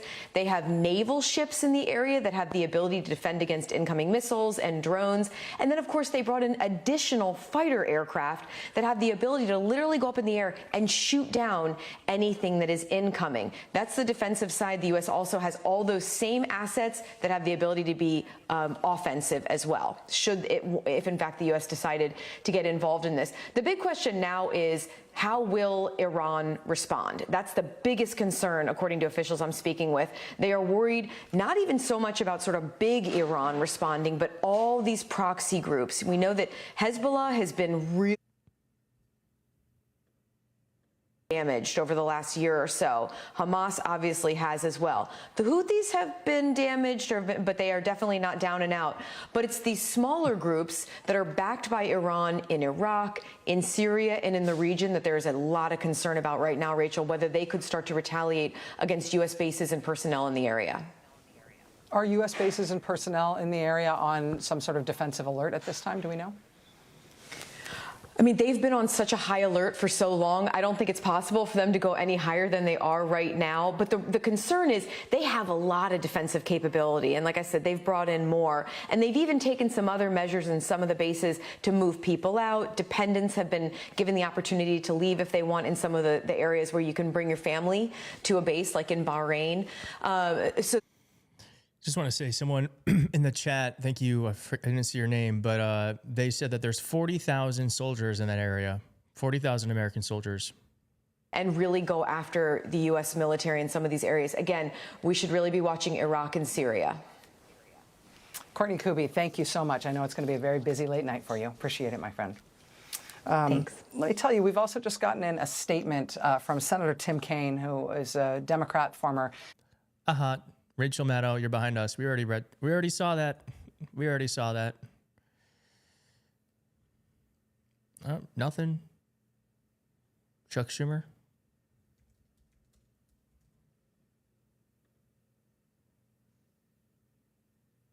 Nope.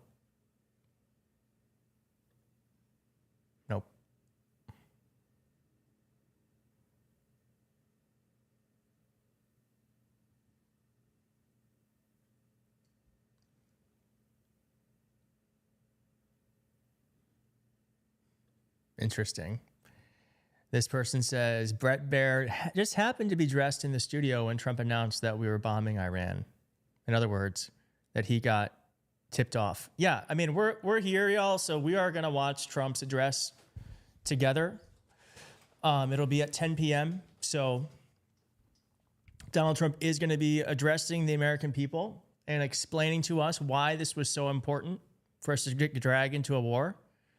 I'm sure he will be honest and forthright and give us all the information so that we can make our own decisions. And I don't expect him to lie. I'm being very sarcastic in case you can't tell. But it is interesting that Bret Baier here is wearing like nude, like he's not normally there at this time. That's what this person is like. So how did they know? Tom Cotton being a piece of shit. Incredibly brave and skillful action night. And finally, to reiterate what he said, what you just reminded the Ayatollahs, that they can still have peace. The ball is in their court. But if they target Americans, if they target our troops in the region, if they mine the Persian Gulf, if they target Americans around the world, then they will indeed, once again, feel the full force and might of the United States military. Bro, I don't get that. How come you're allowed to bomb someone and say, hey, we just bombed you. If you do anything to us, we're going to bomb you again.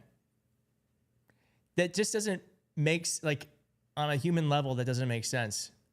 And yes, this is so illegal. This is so illegal. Okay, according to President, I'm not doing this. Oh, God. Yeah. Vice President Dick Cheney endorsed Kamala, but there was the pro-peace ticket. It's insane. I'm actually beside myself that our leaders haven't said anything. The Democratic leaders. Has Nancy Pelosi said anything? Has Obama? Nancy Pelosi?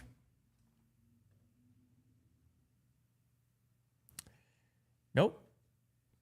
Has Obama said anything? Nope. We're just out to sea, just you and me, neocons right now. Damn. Funny.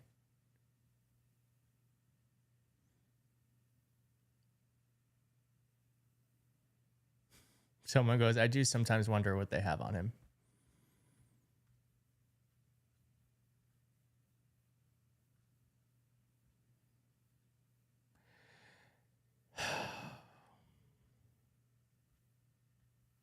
All right, let's check the New York Times. There's a lot of updates. Okay.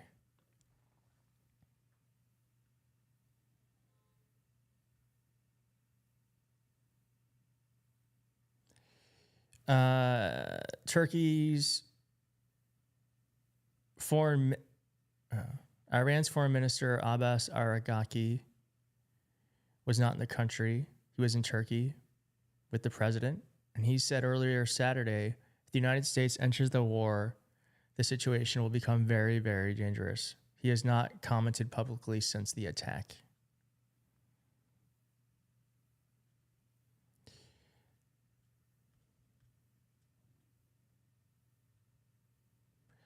President Trump, who campaigned on an American First platform that was predicated on the United States not engaging in any new wars abroad during his time in office, has now decided to enter a war that puts American troops at risk. How can we? Here's the thing, New York Times.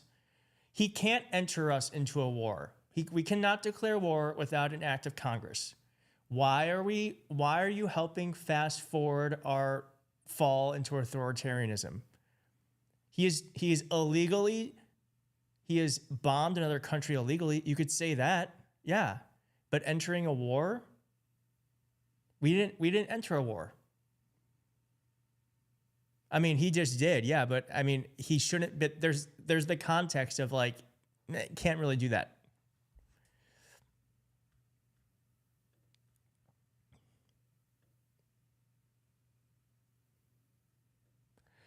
This is what Iran is saying. The site has been evacuated a long time ago and the damages are not irreversible. You cannot bomb knowledge. That's pretty smart. Israel was alerted that the bombs were going to be dropped at some point before the strikes happened, and President Trump spoke with Prime Minister Benjamin Netanyahu afterward. So Benjamin Netanyahu knew about it before our Congress. In its locale. Keith, your skin is skinning. I need the skincare ASAP. I just It's a fairly highly populated city. Certainly the nuclear facility that is in Isfahan is not in the city center of Isfahan, but it is near a somewhat populated area. The hope is, of course, with the precision bombs that the United States... Yeah, let's watch that Bernie moment because I do want to see it. Let's just watch it, even though it's not live. The reason that Amazon... mentally ill in our state. About a passion for public education. And all of that increase in worker productivity, we want to benefit from that technology. Of the money that goes to nursing. There it is. Administration. Far, far worse. But it's not just health care that they're going after in order to give tax breaks to billionaires. This legislation would cut $290 billion from nutrition programs. Sadly, in America, again, in the richest country on earth, we have kids who go hungry and we have elderly people who are not getting the nutrition that they need. This bill would cut back on lunch programs for kids, breakfast programs, programs like Meals on Wheels for seniors, cut back on those very important programs. This bill ends administration. And this is it.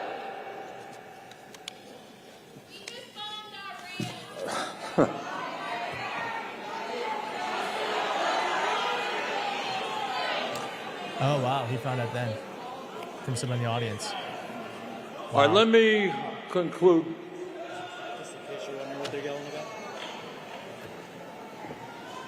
Wow.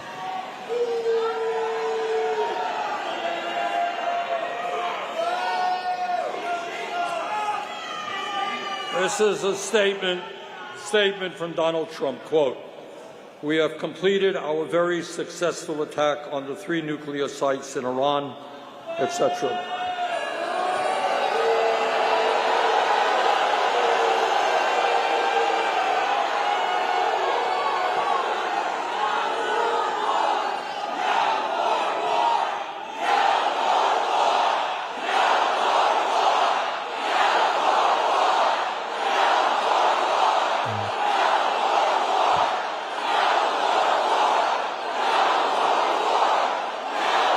I agree.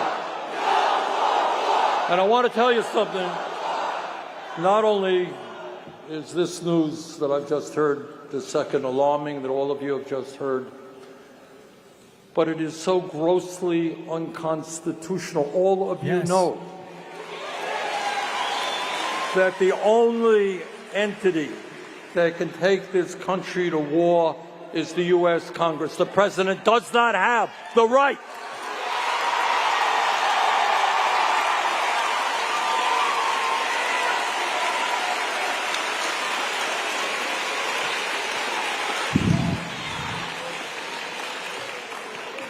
I was talking a moment ago about the fact that we are living in one of the most difficult moments in the... Wow. Yeah, let's get some normal war in the chat. I'm going to maybe make a t-shirt or something.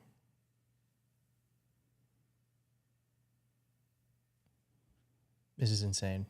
All right, let's see what else we got.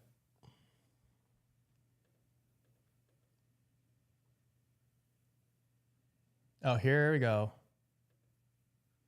Hakeem Jeffries out with a statement. Breaking news. Donald Trump promised to bring peace to the Middle East. He has failed to deliver on that promise. The risk of war has now dramatically increased, and I pray for the safety of our troops in the region who have been put in harm's way. President Trump misled the country about his intentions, failed to seek congressional authorization for the use of military force, and risks American entanglement and potentially disastrous war in the Middle East. First, the Trump administration bears the heavy burden of explaining to the American people why this military action was undertaken. Second, Congress must be fully and immediately briefed in a classified setting. Third, Donald Trump shoulders complete and total responsibility for any adverse consequences that flow from this unilateral military action. I think that's pretty. I think that's okay. I think that's a good statement. I think it's a good statement. That's measured. He can't be insane like me. He's a member of Congress. He can't be an insane person and just be like, this is illegal. I mean, other members of Congress are, but he's one of the highest ranking, so he has to be much more measured about it. I think this is a pretty good statement. You know, he does bear responsibility for anything that happens. This is, Congress did not sign off on this. And it is, I mean, he didn't say it's illegal or unconstitutional, but he's basically implying that it is without authorization. So I think it's a good statement. Okay. I think it's a little too late, to be honest. Should have come out an hour ago. Like, why'd that take, like, we've been saying this for 2 hours. Why couldn't he have just quickly typed this up? Politics, What a Drag says, is it time yet for we the people to physically remove this idiot from office? Yeah.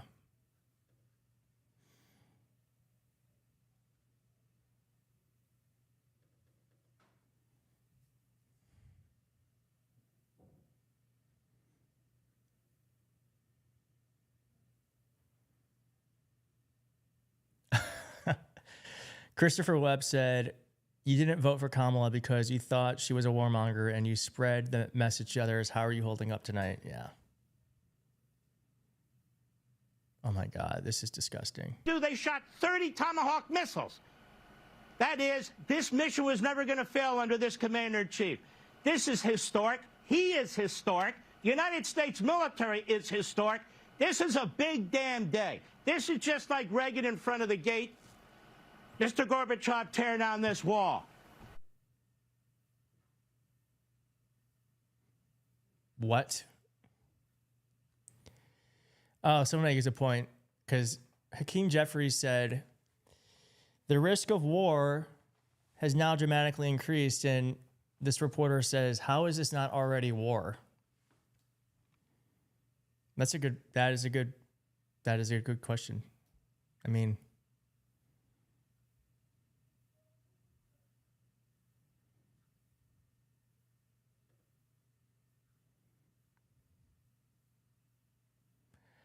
Iran was given 60 days to negotiate the end of its nuclear program. It failed to do so. Fuck around, find out.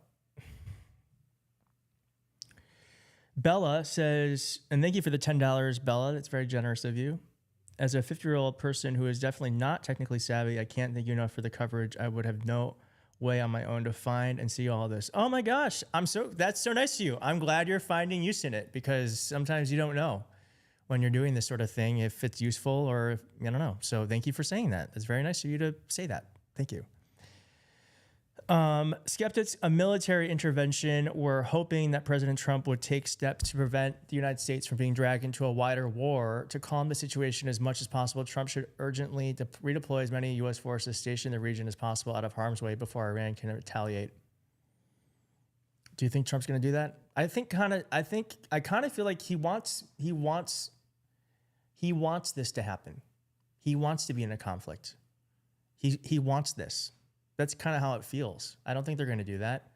He's going to keep them there because he wants to have more reason to go further. That's kind of how it feels to me. It showed that Iran was much farther along than people thought in terms of what they've accumulated. Iran clearly was lying about what it was they had and the representations they were making to the international community. Here, the United States was joined by 15 or 20 other countries in this view of things. So it may have simply been the mounting evidence that time was not putting this issue to rest. So then I think it was a question more of when rather than if Israel and the United States would move decidedly against Iran. And the dangers of Iranian retaliation, I think, are somewhat diminished now, just given how Iran's been both weakened in what it can do to others, and also its own vulnerability is pretty pronounced. But that said, Iran can go after the 40,000 or so U.S. servicemen and women in the region. Iran, for all we know, could activate sleeper cells or carry out terrorist attacks in the United States. So I would hope that one of the things we've done is signaled Iran that if they were to do some of these things, what the price would be to them if they were to retaliate or escalate against us. We may yet hear about that this evening in the president's remarks. We'll have to see. Richard Haass, President Emeritus of the Council on Foreign Relations, thank you so much for being here. I appreciate your time, sir. Thank you. Joining us once again is MSNBC's Ayman Mohaldin. He's the host of The Weekend Primetime. He was in the chair tonight when we learned this breaking news. Ayman, again, it is a blessing for us as a network that you were here when this news broke. You have long reported on the whole Middle East and the Arab world. I have to ask if any of the things you're just hearing there, for example, from Richard Haass about what may have led to this in terms of timing, the lack of communication with the American people to create the sense that this was necessary, the sense that this is a war of choice that we have entered. There does not seem to be an individual precipitating event, at least not one that was explained to the American people as justifying this. I have to ask, given all that, if you were surprised when the news first crossed this evening. To be honest, I was not surprised that the United States was going to get involved. I think a lot of us who have been following the region certainly anticipated that the U.S. was going to get involved for a variety of reasons. And there is one point that I would say I would add to Richard's comment. He laid out three completely reasonable reasons as to why the United States is getting involved now. I would say a fourth is actually what is happening inside Israel, which is the number of Iranian attacks, the missiles that have been landing inside Israel. Our colleague, Matt Bradley. Chat, correct me if I'm wrong, but isn't the reason why Iranian missiles are firing at Israel is because Israel out of nowhere just decided to bomb Iran? So did this not happen because Israel bombed Iran? So what the fuck is this? What the fuck is he talking about? American service members and interests across the region. It is important to keep in mind that when we take a step back, and I'm often here reminded of a conversation I had with a former Israeli Prime Minister, Ehud Barak, who used to frame the argument around attacking Iran in very simple terms about the 3 Ds: the day of the attack, the day after the attack, and the decade after the attack. And for me, it was something that had stayed with me for years, because he always talked very confidently that, Israel, whether it is now or several years ago, had the capability to destroy Iran's nuclear infrastructure and its nuclear program. The day after, it was always going to rely on the United States to help shield it from any potential Iranian response. But the question that could never be answered, and certainly cannot be answered even tonight, is what happens a decade from now? Where are we going to be a decade from now on a few different points? And one of the most important points when people talk about the Islamic Republic of Iran is not its capabilities. And certainly its capabilities in the last 2 years have been diminished because of the war that Israel has led against its proxies in Iran and Gaza. By the way, Netanyahu, who visited Trump when Trump was still a candidate for president, and I am sure made some sort of deal with him where he said, hey, I'm going to keep this war in Gaza going. I know this is really helping you out to get you in, and then you're going to help me out when you become president. I guarantee you, because they met when Trump was just a citizen and a candidate, which is against the law. All this shit he does is against the law. But I don't forget that sort of stuff, and I'm sure there was something there. To be learned with the way Iraq unfolded. When the United States invaded Iraq and toppled the regime of Saddam Hussein under the false pretext that it had weapons of mass destruction, there was immediate euphoria and celebration. But it gave rise to an ideology that we saw give birth to ISIS and global terrorism. So what happens now? And let's assume that this is just the beginning of the end of the Islamic regime in Iran, the Islamic Republic of Iran. This is something that the Prime Minister of Israel, Benjamin Netanyahu, has been agitating for 30 years. This is not new. He has openly called for regime change. He has worked towards that goal. He will potentially go down in history as the Israeli Prime Minister, along with Donald Trump, who ultimately brought an end to the regime as we know it. But as we saw with Syria, as we saw with Iraq, as we saw with Libya, as we see with Yemen, the collapse of a regime oftentimes brings with it the rise of instability and violence. And that is what, when I think of what the former Israeli Prime Minister, the most decorated general and soldier in Israel's history, said, we don't have an answer as to what happens the decade after. And I think Donald Trump tonight, by going into this war, and there are questions about the legality of it, and there's even questions about whether he knew that this was going to happen. And I'll say this really quickly about that. There were questions as to whether or not Israel dog walked the prime minister, Israeli prime minister dog walked President Trump into this war. And what I mean by that is President Trump campaigned that he was not going to get involved in war. He talked just the day or two before this war began about how he wanted to give diplomacy a chance. And if you take a step back and see what really happened here, Donald Trump. Okay. AOC, we have something coming in from AOC.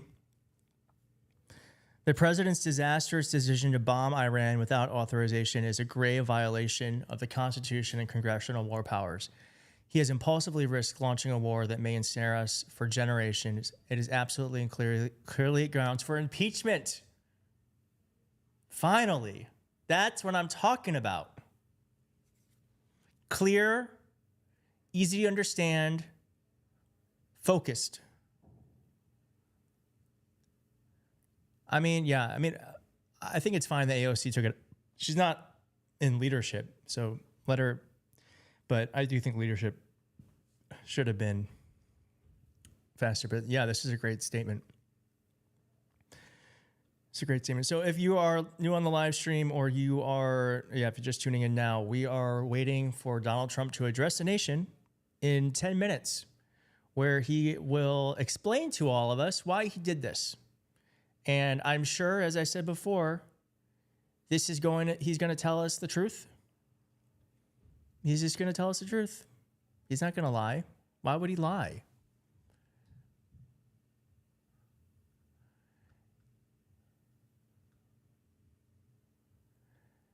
Oh, man. I was thinking that maybe more than 20 years after the start of the Iraq War, media coverage would be more skeptical and less sycophantic. No such luck. Here's CNN saying, analysis, U.S. strikes mark a stunning demonstration of military might and presidential power. Jesus Christ. Jesus Christ. Wow.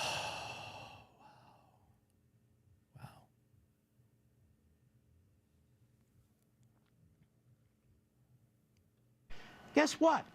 There wasn't a regional war, and there's not going to be a regional war. There's not going to be a regional war. I need you all to, someone just put that in the back of your mind, because we have to find this clip in about a month or two. World War III, there was not going to be World War III. The Israelis didn't drag us into it. I want the anti-Semites, sit down and shut up. The Israelis didn't drag us into this. The Israelis are defending themselves. We're defending ourselves. That's what took place. Now, what's the reaction of the Democrats? Impeach Trump. These are sick people.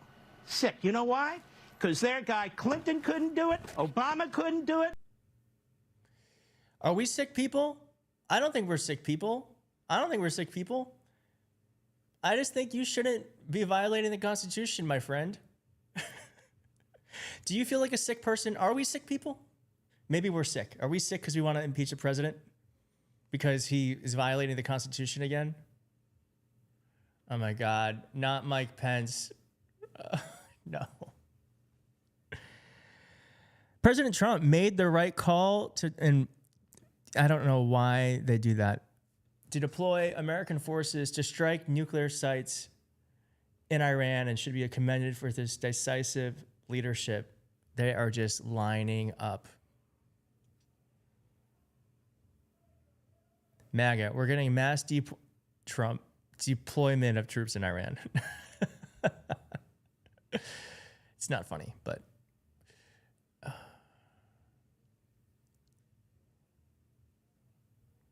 oh, Tulsi got the Fell For It Again award.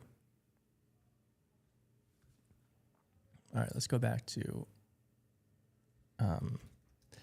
MSNBC, where we will hang out until the Trump administration greets us.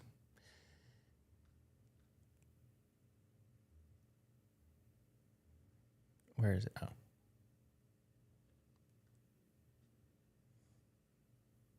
The reported conclusions of the U.S. intelligence community as to whether or not Iran had recently done something that might have precipitated some sort of crisis that would necessitate a response from Israel or from the United States or from anybody. He has, said bizarrely to reporters, almost in a teasing way, nobody knows what I will do, as if this is some sort of game show reveal rather than a decision to put the United States on a war footing with a very capable enemy in a country that's nearly 100 million people.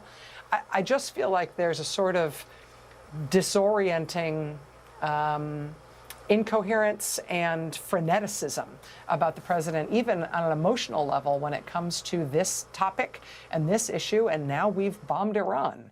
I don't know of anything else like that. I don't know of any precedent like that on an issue this serious. Well, and my most helpful frame is Trump's first term and what we're seeing unfold.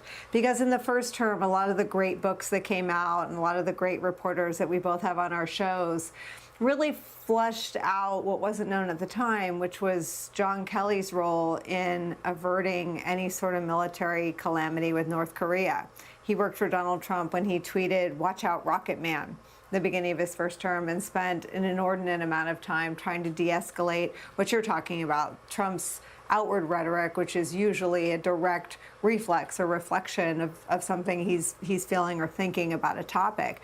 And so I think what we're seeing unfiltered is the absence of someone like that. And I'm not saying there isn't anyone working on de-escalation, but we know that there aren't the kinds of folks that we refer to in shorthand as guardrails around him. You also had General Milley there, you had Mark Esper there, you had Jim Mattis there. There are no figures with resumes or trust on the world stage or relationships with countries like Israel or Iran, for that matter, in this current cohort of advisors around.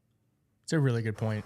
Yeah, and that may be, yes, the guardrails issue has so many consequences at so many different levels of policy, but in a crisis, in a fast-moving crisis, that means that the president gets to do more of what he wants. And in some cases, we are seeing 3 or 4 different versions of that over the course of a single day when it comes to a single topic like this, which has now culminated in a bombing. Nicole, I know you're going to be helming through our coverage through the president's remarks at the top of the hour. Before the president starts speaking, I want to sneak in one more guest here, because we've got NBC News chief foreign correspondent and the response here. Let me just ask you about the American decision to directly bomb Iran. The reason why that hasn't happened before now, despite the fact that we have engaged militarily with so many Iranian proxies and been so frustrated and so at odds with Iran on so many issues, why has it not happened before now? Why did it happen tonight? And do we understand what led the president to believe that tonight was the night to do it? This is something that Prime Minister Netanyahu has wanted to do for many years, has been asking several different American administrations to do. The difference is President Trump did it. That is, I think, really the only difference. This is something that Netanyahu has been arguing that is necessary. All right, we've got a tweet from Senator Warren. The United States should not wage war against Iran. Donald Trump's bombing of Iran is unconstitutional. Only Congress can declare war, and the Senate must vote immediately to prevent another endless war. This is a horrific war of choice. But, I mean, the bombing of Iran is unconstitutional. Only Congress can declare a war. Okay, well, he's already sort of done that, so thanks. I don't understand, like, what can Congress do about this? I guess that's my thing, is like, what can Congress do about this? Can they do anything? I mean, what are they going to do? Pass a law that he's not going to follow? Not to be like...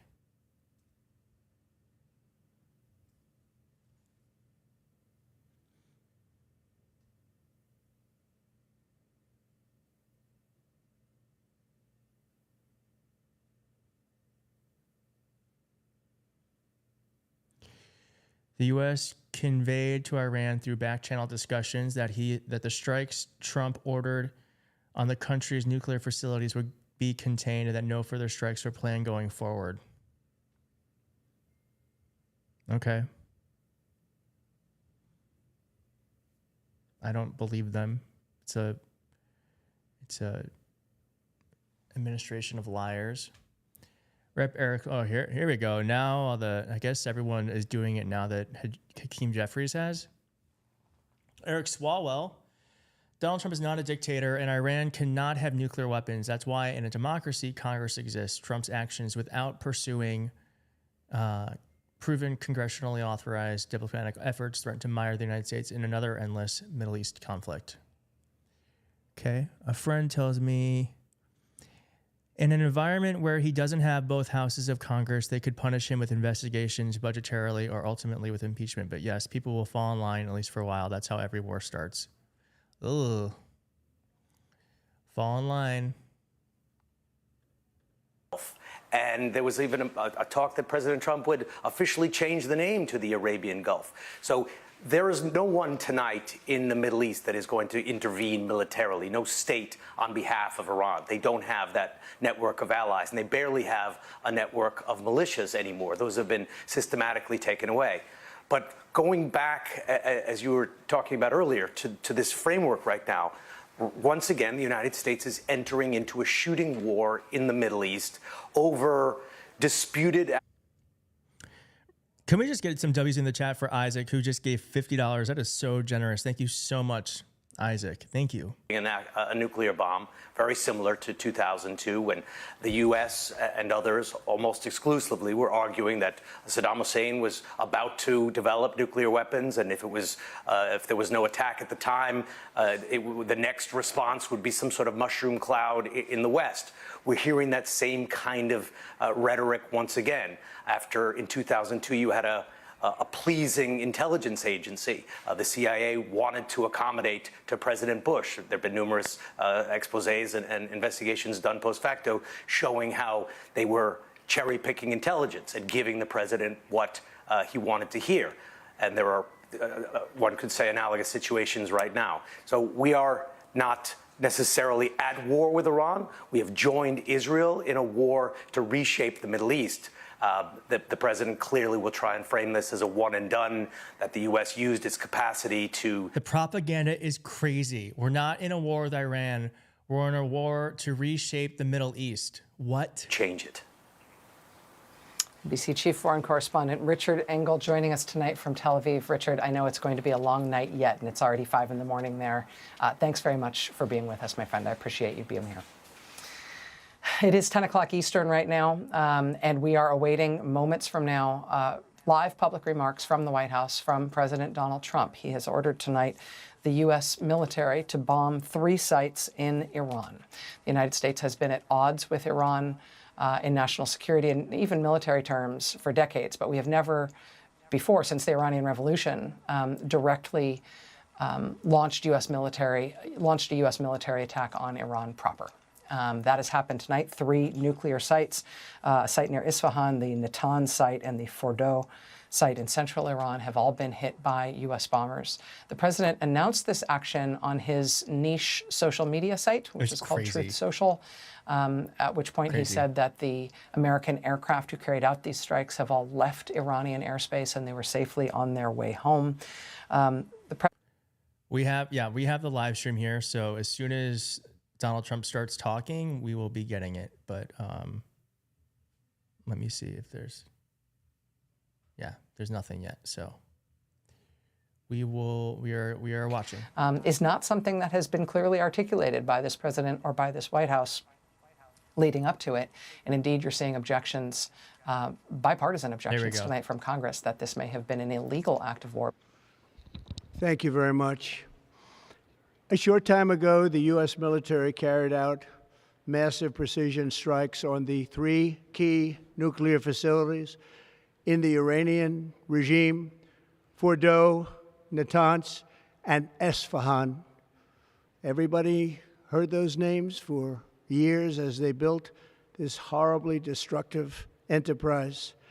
Our objective was the destruction of Iran's nuclear enrichment capacity and a stop to the nuclear threat posed by the world's #1 state sponsor of terror. Tonight, I can report to the world that the strikes were a spectacular military success. Iran's key nuclear enrichment facilities have been completely and totally obliterated. Iran, the bully of the Middle East, must now make peace. If they do not, future attacks will be far greater and a lot easier. For 40 years, Iran has been saying death to America, death to Israel. They have been killing our people, blowing off their arms, blowing off their legs with roadside bombs. That was their specialty. We lost over 1,000 people, and hundreds of thousands throughout the Middle East and around the world have died as a direct result of their hate. In particular, so many were killed by their general, Qasem Soleimani. I decided a long time ago that I would not let this happen. It will not continue. I want to thank and congratulate Prime Minister Bibi Netanyahu. We worked as a team like perhaps no team has ever worked before. And we've gone a long way to erasing this horrible threat to Israel. I want to thank the Israeli military for the wonderful job they've done. And most importantly, I want to congratulate the great American patriots who flew those magnificent machines tonight, and all of the United States military on an operation the likes of which the world has not seen in many, many decades. Hopefully, we will no longer need their services in this capacity. I hope that's so. I also want to congratulate the chairman of the Joint Chiefs of Staff, General Dan Raisin-Kane, spectacular general, and all of the brilliant military minds involved in this attack. With all of that being said, this cannot continue. There will be either peace or there will be tragedy for Iran far greater than we have witnessed over the last 8 days. Remember, there are many targets left. Tonight's was the most difficult of them all, by far, and perhaps the most lethal. But if peace does not come quickly, we will go after those other targets with precision, speed, and skill. Most of them can be taken out in a matter of minutes. There's no military in the world that could have done what we did tonight, not even close. There has never been a military that could do what took place just a little while ago. Tomorrow, General Kane, Secretary of Defense, Pete Hegseth will have a press conference at 8 a.m. at the Pentagon. And I want to just thank everybody, and in particular, God. I want to just say, we love you, God, and we love our great military. Protect them. Oh, my God. We love God you, God. bless the Middle East. God bless Israel. And God bless America. Thank you very much. Thank you. Look at these absolute clowns. Are you fucking kidding me?